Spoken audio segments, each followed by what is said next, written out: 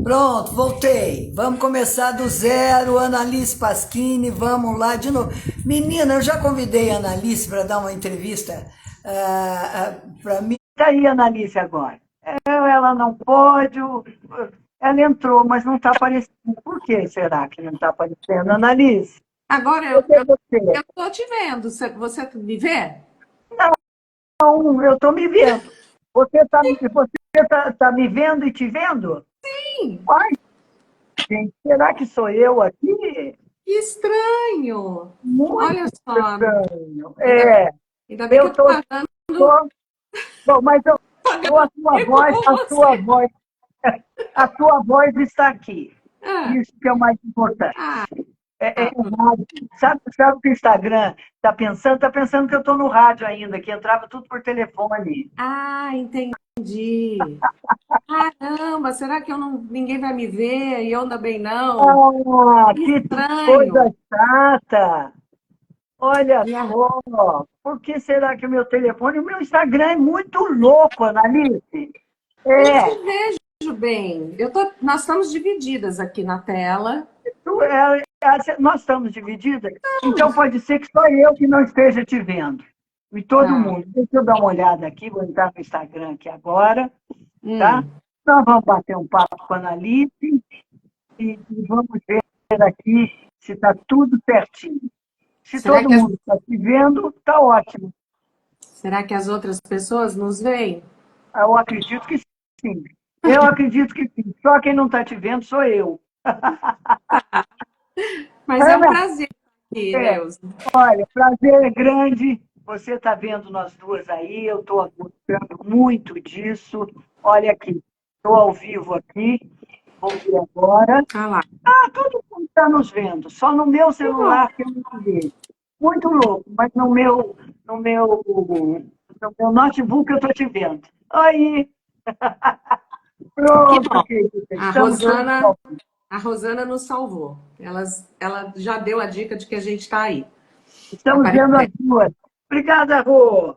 Annalise Pasquini, psicoterapeuta, orientadora profissional pelo SET Sapiência de São Paulo, 30 anos de prática em saúde mental. Acha pouco? É. Agora o seu microfone sumiu. O meu? Agora voltou. Ah, 30 anos, é pouco, Ana? não, é muito. É uma vida, né? Já tem uma longa história, e muitas histórias, até assim, fora do contexto da área clínica, assim, e dentro da área clínica, que a gente podia estar falando aqui, claro, né? É. Dentro do respeito, mas questões assim às vezes até inusitadas, assim, para quem me procura até para falar sobre orientação profissional, para falar sobre a profissão, né, do psicólogo, às vezes tem algumas situações assim bem peculiares e interessantes, às vezes engraçadas, outras não, né? Não é, o psicólogo não está tão só na tristeza, a gente também vive da particularidade do trabalho assim coisas assim tem interessantes. É, bem gozadas, entre aspas, para a gente que está Sim, de fora e não está sentindo, sim, né? Bem sim, engraçado. sim, sim. Ô, Ana, me conta uma coisa, como é que é ser orientadora profissional hoje, com essa mudança toda de profissão e com os nossos jovens hoje, que eu não sei se eles sabem, porque antigamente você tinha uma série de profissões durante 50 anos. Ou você ia ser médico, advogado, engenheiro, administrador de empresa, psicóloga, professora. Hoje é uma gama imensa de profissões. Como é que está funcionando isso? Olha, isso de alguma forma gera uma expectativa e também uma ansiedade, né, em torno da decisão. Mas a gente tem percebido que existe sempre uma questão subjetiva que o adolescente, que o jovem em si traz, que não modifica, claro, em termos do que a gente olha como objeto de estudo. essas escolhas são permeadas pela ansiedade, pelas expectativas, pelos temores ali em volta dessa decisão, inclusive por uma pressão, que é óbvio que existe em relação ao que se espera desse momento, né? Mas parece que para nós isso se torna muito angustiante, mas para os jovens que vão, lidando com essa situação, é como se o assunto também aqui hoje é o celular, né? O uso do celular, é como se a gente também nascesse num contexto que trouxesse para nós uma condição de sobrevivência. Então, isso é o ambiente e um contexto do jovem. Ele nasce entendendo dessa amplitude de escolhas. E ele vai buscando referências pessoais para poder se entender diante desse momento. Então, para nós, parece que assim, né? Nós que já temos ali É verdade. uma longa data, a gente se assusta um pouco com isso, mas parece que essas questões vão criando possibilidades deles se entenderem e olharem por escolhas que têm muito mais sentido pelas referências que eles vêm buscando. Então, é verdade, porque eu fiz essa pergunta para você, porque eu sou da turma do que eles chamam de baby boomers, né? Sim. Sou da década de 50 do século passado. Veja só. Isso nos assusta, nasceram já nessa nova era, né? Com essas possíveis novas profissões desapontando. Uhum. É isso. Sim, esse contexto histórico que coloca o adolescente para fazer as escolhas causa uma certa uma ideia de uma grandiosidade, né? Mas eles buscam caminhos muito interessantes para se encontrarem ali em função do que é interesse, do que faz sentido para eles em termos de compreender o que gosta, o que eles decidem fazer até mesmo por uma questão de problemas a serem resolvidos na situação atual. Então, eu tenho um problema no mundo a ser tratado. Que tipo de problema eu quero lidar naquele momento? Então, eles vão muito em função também disso. Eu não quero trabalhar com alguma coisa que seja muito chata.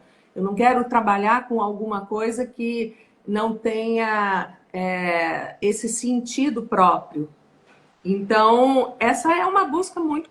Isso é um critério muito comum. Você sabe que outro dia eu li uma matéria a respeito desses jovens, que eles não esquentam muito a cadeira falando no jargão popular, né? Se eles não se sentem bem naquele emprego, ou se alguém oferece um pouco mais para eles, 2 minutos, eles pedem demissão e vão para outro. Isso é correto? Eu não diria se é correto ou não, Não. mas correto, eu digo assim, a informação é correta? Sim, existe mesmo essa tendência em compreender o que naquele momento você se sente satisfeito. Então, não são só as empresas que escolhem, mas os jovens também estão ali escolhendo em que trabalhar. Eles não se prendem a esse... E nem mais existe, né, Neuza, um trabalho em que abarque por muito tempo um mesmo profissional. Você entrava numa empresa e você ficava nela até se aposentar. Então, são muitos outros critérios que esses adolescentes estão mostrando para nós, que ficar num trabalho pode dizer desenvolvimento de carreira, desenvolver novas competências, não só em busca de um valor financeiro, mas outras questões também abarcam essa decisão de permanecer ou não. Então, eu tenho colegas dentro da minha área né, que eu tenho contato, pessoas muito jovens, que não têm, elas não possuem um consultório físico. Elas não têm um. Elas preferem, até pela questão de liberdade, atuarem assim, porque às vezes o parceiro, ou elas mesmas, por estilo de vida, preferem ter um consultório virtual e aí, a partir daí, ter experiências em outros estados, sair do país. Então, isso é uma tendência também dentro da psicologia. Não tem mais aquela ideia que é a nossa, né? A gente entra numa empresa com carteira assinada, lá eu fico até me aposentar. Acabou essa ideia, né? Acabou. É a ancoragem, né? Você se É, sentir ancorado num lugar. é verdade. Eu posso caracterizar o adolescente com essa liberdade toda. O que que é? O mundo diminuiu de tamanho ou a cabeça e a ambição ou a vontade de ser livre? Como é que você caracteriza esse jovem de hoje na área profissional? Olha, eu não gosto muito da caixinha, Sim, sabe? De colocar todo mundo no sim, mesmo sim. lugar. Eu acho que Também não gosto, existem, não. assim, jovens que permanecem com uma visão até um pouco próxima, né? Aquilo que já acontecia, mas existem, assim, pessoas que buscam se satisfazer muito mais dentro do trabalho, mas que, claro, né, por uma necessidade permanecem um tempo maior, mas essas pesquisas, elas mostram, sim, uma necessidade desse jovem se colocar como o protagonista dessa escolha, o protagonista desse momento de como viver. Então, isso fica mais evidente para quando você olha uma pesquisa caracterizando um jovem assim ou de uma outra forma, né? É. Ô, Ana, bom, o convite para a Analiste não foi para falarmos de profissionalização ou de orientação profissional. Mas você sabe, eu não resisto a esse tema também, viu, Ana? Fique à vontade. Que bom. Você acredita que esses dias eu vi uma matéria que o curso mais procurado na USP é psicologia, Annalise? Você Acredito. acredita? Olha que bárbaro, o que é isso? Eu achei bárbaro, por um lado. Mas eu fiquei É, surpresa né? também. A gente tem esse resultado até mesmo, de novo, por uma razão muito próxima a tudo que a gente já viveu nesses últimos poucos 4 anos atrás, né?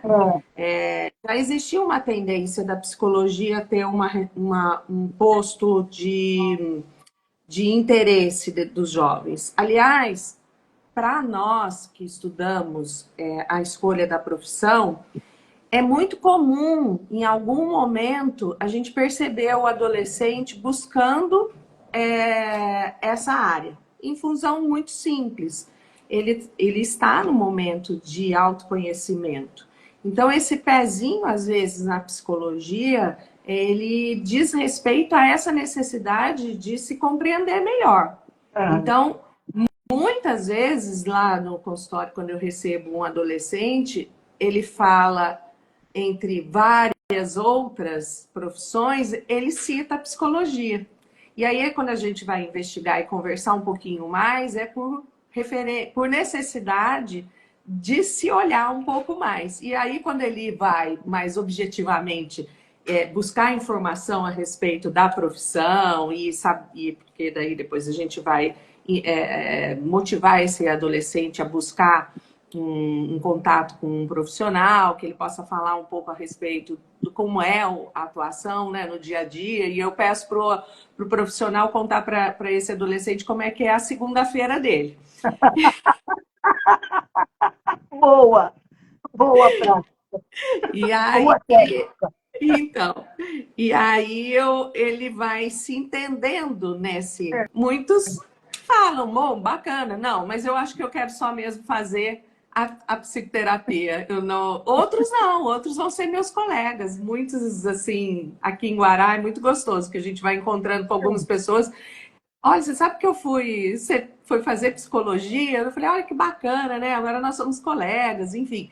É, Mas isso de. Me perdi aqui agora, nem sei por que agora por onde que eu vou, né, Elza? não, na escolha das pessoas de fazerem psicologia. Mas Ah, eu vou sim, contar uma coisa para USP, você. da É, USP. Ah, e aí a gente não pode esquecer do evento da pandemia, né? Porque, bom, nós fomos afetados, acreditando ou não, é, que houve na pandemia, de alguma forma, se não foi um ou outro, aquela pessoa se sentiu afetada por esse momento, né? De que a gente viveu. eu entrei E isso em levou, depressão, sim. eu entrei em depressão e perdi os cabelos, você acredita, menina? Quase fiquei careca. Olha, Foi eu também não deixei de ficar nos meus surtos, não, viu? Eu me permiti entrar nele e falar, tô entendendo o que é e vamos lá. É verdade. Você sabe que meu TCC na faculdade, que a minha formação foi em psicologia, não foi em jornalismo, né? Depois Ah, que é eu mesmo? entrei em jornalismo, foi exatamente o questionamento do porquê que as pessoas, principalmente do quinto ano na época, escolheram a psicologia e foi o resultado exatamente esse, de autoconhecimento. Não foi Sim, uma coisa mais profissional, foi de autoconhecimento mesmo.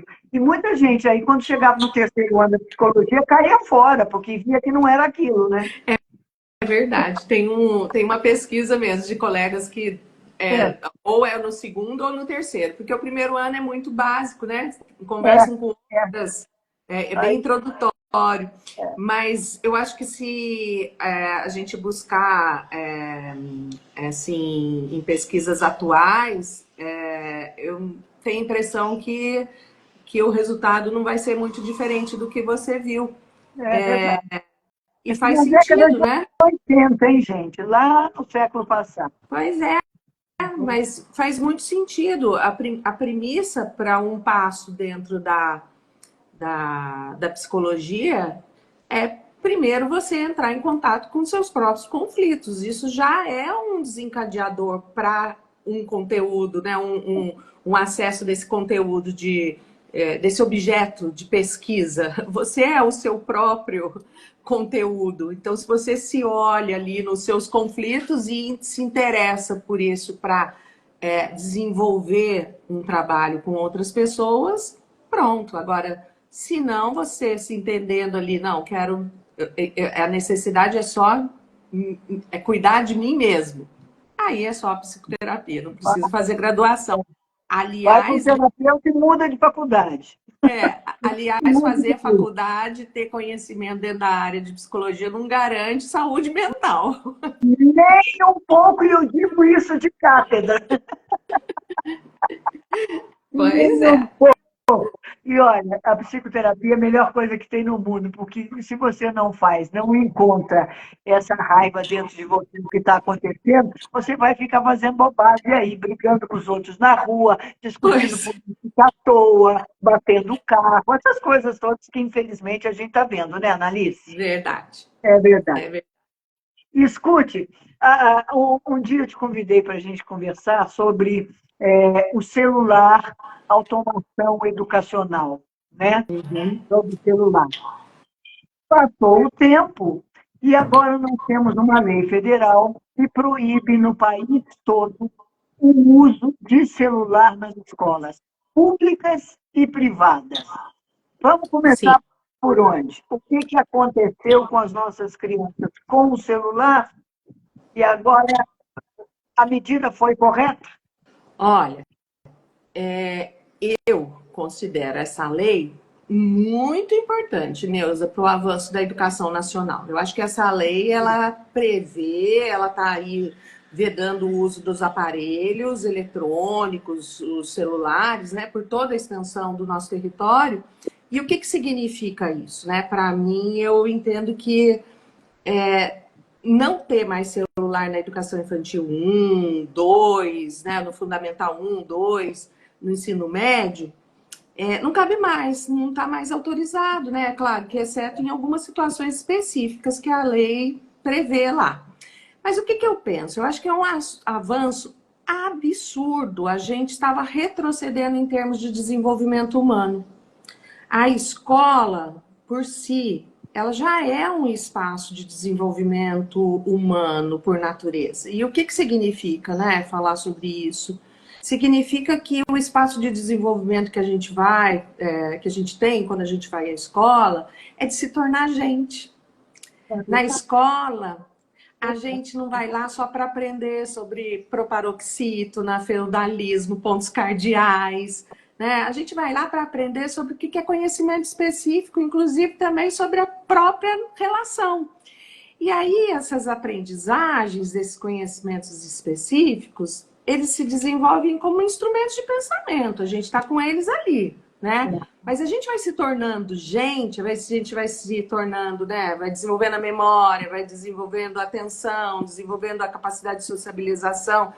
A gente vai na escola para resolver isso quando a gente está lá no intervalo, quando a gente está no recreio, a gente vai conviver com conflitos, às A vezes, gente troca o que aconteceu na vida da da gente, os nossos gente. coleguinhas de escola, não é verdade? Olha, Bom, sim, conversar. É. sim. E a gente se torna gente nesse convívio, ali com os colegas, com os pares, e também com os profissionais da educação. No espaço que a escola, sobretudo, aprende, que a gente está ali para aprender esses conhecimentos. E o celular, ele atrapalha, ele estava ali dizendo para a gente, mostrando que ele atrapalha esse processo. Ele estava criando um grande processo de embotamento humano nos nossos jovens. Então eu fico muito feliz, eu acho que assim é uma conquista tremenda, certamente muitos pesquisadores e pesquisadoras vão trazer novos dados de pesquisa, tá? Muitos próximos, assim, nos próximos anos vão apresentar a melhoria na educação. Fala Mas isso com muitos medo, você acha que vai melhorar mesmo, tirando esse celular daí? eu acredito que sim, e torço para que a gente faça certo essa proposta, essa lei, né? Porque a gente sabe que lei vem de cima para baixo e a gente precisa criar muitos dos mecanismos para colocar essa lei. A lei simplesmente por ela mesma não atua, ela determina. Só que a gente precisa criar mecanismos, assim, e aí por isso que eu acho que a gente tem que ter uma condição de esperança e de acreditar de que muitos dos educadores, pesquisadores, as pessoas que atuam nessa área, elas desejavam muito que, porque elas estavam ali no pé, né, no chão da escola, percebendo exatamente o que acontecia, o que vinha acontecendo com as crianças em termos de permanecerem vivas nas relações e no aprendizado. Então, a gente ouve, a gente percebe relatos de adolescentes, de crianças, que quando a aula não estava legal, era muito mais legal abrir, ligar o celular e ir para um TikTok da vida. Então, é claro que é muito complexo, não dá para colocar até, eu acho que nisso que eu ia dizer, que essa ação é necessária, porém, a gente tem que ter muito cuidado em relação a quem fica à frente disso na escola, porque eu sou uma defensora do espaço educacional e principalmente de quem atua na educação, que são os diretores, os coordenadores, professores, funcionários ali daquela escola.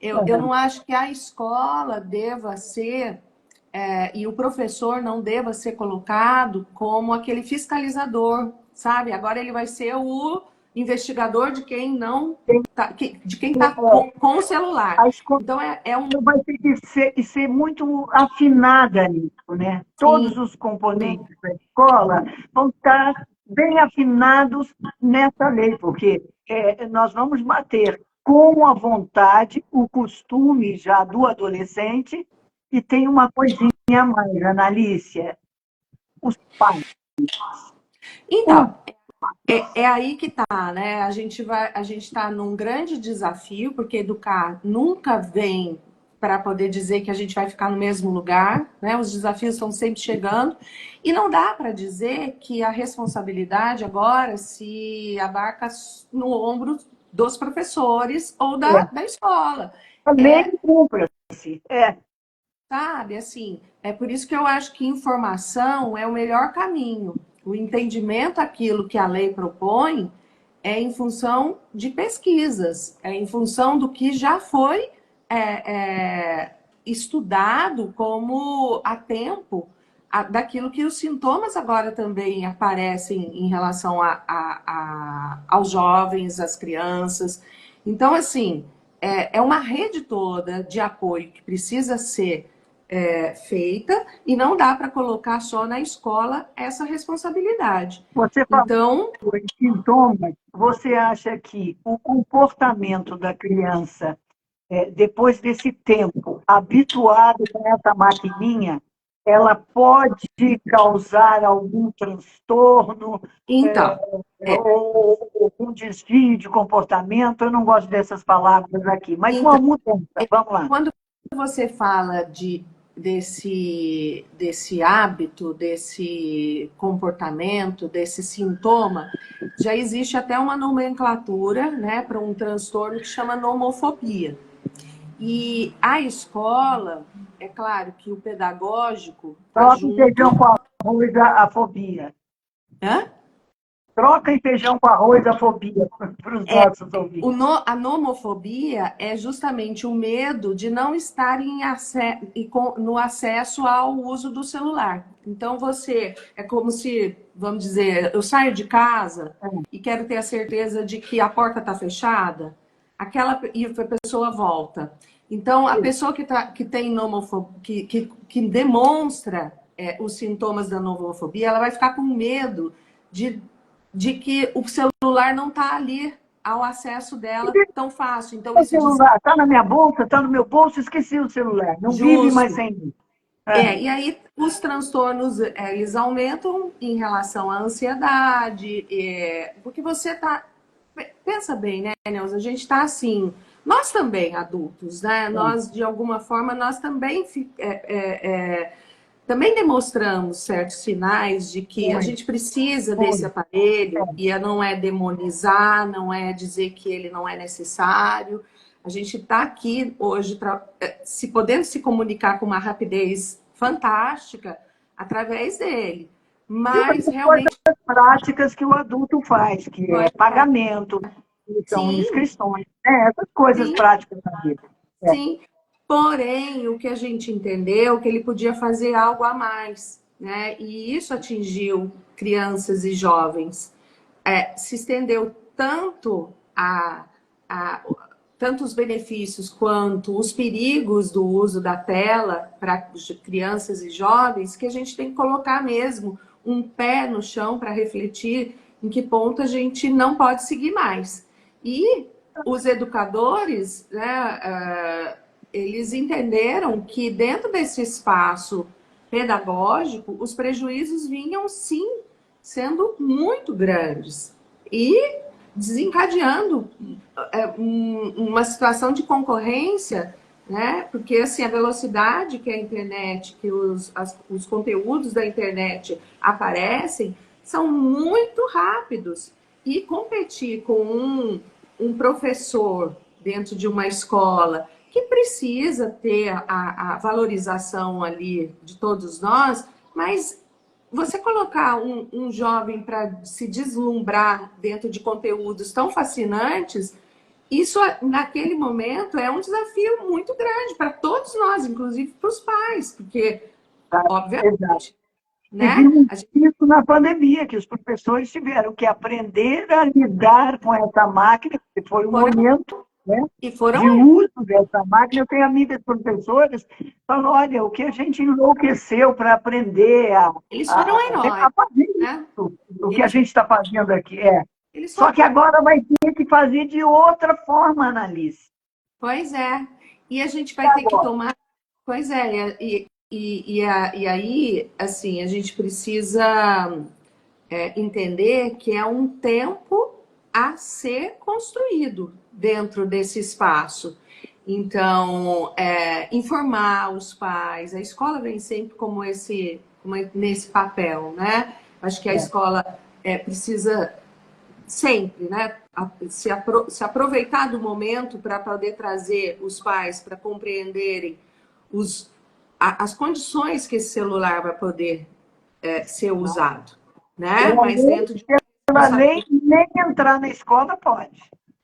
salvo ainda algumas situações, né, que ali a lei coloca. Eu acho que a gente ainda está Eu não li a muito lei inteira. existem algumas condições, né? Mas assim, perdemos a mão, né? Nós perdemos um pouco da mão de como trabalhar com esse celular, que de alguma maneira a preocupação que eu também li a respeito é de uma discrepância também em relação a escolas particulares e escolas públicas, né? Em relação a esse acesso também à pesquisa, a conhecimento. Então, tudo isso eu não acredito que está já, sabe, fechado como pensar a respeito dessa situação. Então, assim, mas de alguma maneira, quando a gente pensa em termos de sociabilização, porque eu também lembro de um dado, né, que aparece, que você demora pelo menos, eu não sei se são 10 minutos, 11 minutos, para você se deslocar neurologicamente. Eu não sei se alguém aí tem essa informação mais precisa do que eu agora, mas me veio essa lembrança de ter lido que você se desliga daquilo que você viu no celular. Você tem um tempo para poder se desligar. O seu cérebro precisa daquele afastamento daquela informação. Então, se você está no trânsito e você vê alguma coisa, você vai ficar com isso. Sua memória, a sua concentração global ali a respeito daquele ambiente vai ficar afetado, né? Então, imagina isso num espaço em que você é criança, um adolescente, e você tem que lidar com um número, muitas vezes, enorme de conteúdo que o professor está passando em cada hora. Você não vai se abstrair aquilo, você vai ficar naquela informação que você viu no celular, pelo menos por um tempo até isso. É verdade. É o que está nos deixando dispersos, sem foco, porque a gente fica com essa maquininha na mão, lendo uma coisa, vendo outra, uma coisa, lendo outra, vendo uma coisa, vendo outra, no fim você não guarda nada. Você não Sim, a guarda. nossa memória fica até em descrédito, né? A gente fica até considerando que está com alguma disfunção cerebral ali, Exatamente. né? Agora, Agora a criança vai ter que retornar esse foco no professor, né? eu coloco na defesa que não é só o professor, por isso outros profissionais da escola e também a família, né? A família tem que estar ciente do que é esse prejuízo e também acredito, Neuza, assim, só para poder enfatizar também um pouco mais a questão desse aluno, né? Que, assim, na maioria das vezes, eu acho que é ele que ficou nessa situação que a gente precisa voltar a olhar, né? Pela questão mesmo da saúde mental dessas crianças, né? Então, assim, nós ofertamos a eles um aparelho muito legal e aí eles eles vão falar, e agora, como é que também vive com isso? Então vai ter que ter uma condição de cuidar de acolhimento. Esse acolhimento dentro da escola e dentro da família, né? Porque tudo estava muito ligado assim, né? Até a troca. Ah, se você fizer isso, eu te dou o celular. E agora? Não tem? Então, assim, na verdade, a gente precisa repensar muitas questões de comportamento que a gente tinha para poder nesse convencimento e também de acolhimento das emoções que vão aparecer em função dessa restrição. Então, Exatamente. se você entrar, se você né, tem a chance de entrar numa escola, num intervalo, anos anteriores, você vai ver pessoas atuando na individualidade. Até assim, está ao lado um do outro, mas você percebe nos espaços sociais as pessoas próximas, porém, muitas vezes deixando de interagir. Exatamente. Né? Exatamente. Eu já cheguei a ver 3 colegas sentados com o celular na mão e eu tive curiosidade. Eu falei, o que vocês estão fazendo? Falou, conversando. Eu falei, entre vocês? Eles falaram, é. Eu falei, mas peraí, vocês estão conversando entre vocês, um sentado ao lado do outro, pelo celular? Pelo celular. Pois e às vezes nem um com os outros, né? E assim, isso a gente vai ter que entender e reformular dentro das nossas relações. Agora, olha, eu não sei se você tem uma outra pergunta, mas aproveitando Eu aqui, tenho uma perguntinha assim. É a então seguinte, fala. só para a gente encerrar, porque eu sei que você tem horário. Você acha que nesse tempo do uso do celular nas escolas, não só na escola, na casa, dentro do carro, enfim, o tempo inteiro, isso foi um propagador do aparecimento de vários espectros autistas? Ou não tem uma coisa nada a ver com a outra? Até que pareça, né, que nós atuamos como autistas usando o celular, mas eu não posso te dizer, eu não tenho informação assim precisa para isso. Eu acredito, parece que não. Do pouco que eu olhei para isso, acho que acho que a gente não pode Não pode. levar para colocar por esse viés. Agora, em termos de informação, eu acho que tem que deixar registrado aqui, existe um psicólogo social que começou a trazer à tona, né, um estudo que até mesmo dentro dos nossos canais aqui de televisão foi entrevistado, foi muito bom, que é o Jonathan Haidt. Eu não sei se eu estou falando certo, tá? A pronúncia do nome dele. Mas ele é um psicólogo social que é o que escreveu o livro A Geração Ansiosa, como a infância hiperconectada está causando uma epidemia em transtornos mentais. Ele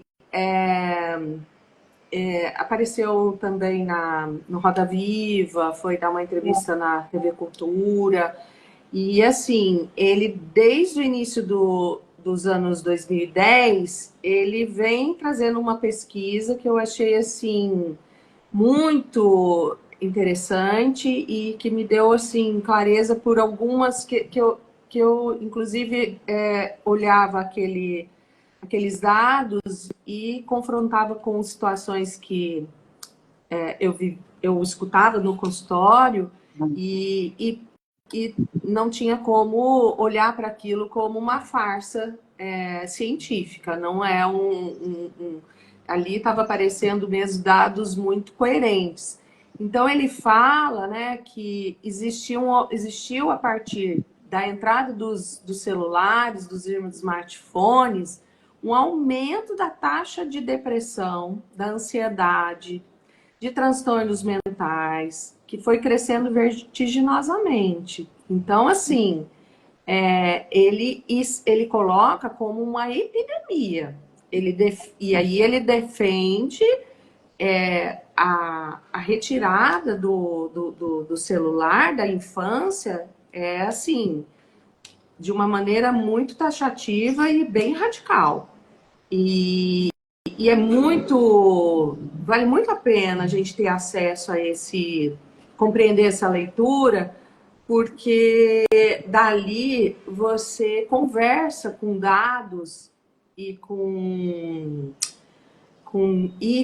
e situações do dia a dia que você realmente compreende e valida. Você compreende e realmente você diz, bom, isso daqui faz mesmo sentido. Então, essa é uma dica de leitura que a gente não pode ficar sem se aproximar. Olha, eu estou vendo o livro dele aqui na internet, Jonathan Haidt, A Geração Ansiosa. Como a infância hiperconectada está causando uma epidemia de transtornos mentais. Best-seller número 1 do New York Times, para você ter uma ideia. Né? E ele comprou uma briga, foi uma briga, inclusive, com outros pesquisadores, né? Então, assim, é bem interessante porque ele coloca essas respostas, aquilo que eram questionados, de uma maneira bastante convincente. Muito convincente mesmo.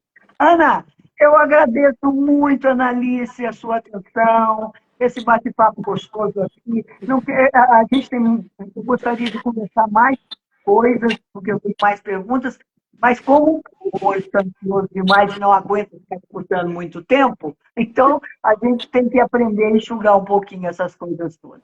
Eu agradeço muito você. Aliás, quero parabenizar, tem filho e filha entrando na faculdade, que maravilha. Pois é, né? Pois é, torçam aí, torçam, porque tá na porta, tá já indo embora.